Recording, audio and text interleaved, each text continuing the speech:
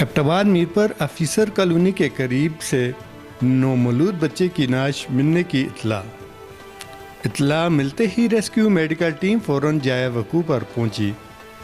Rescue medical team نے نومولود بچی کی نعش کو ریسکیو کر کے ایوب میڈیکل کمپلیکس منتقل کیا۔ پولیس کے ہمراہ قانونی کارروائی کرنے کے بعد نومولود بچی کو غسل دیا گیا۔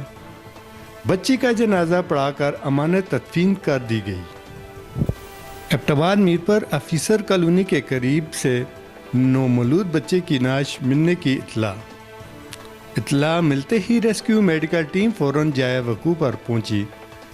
ریسکیو میڈیکل ٹیم نے نومولود بچی کی نعش کو ریسکیو کر کے ایوب میڈیکل کمپلیکس منتقل کیا۔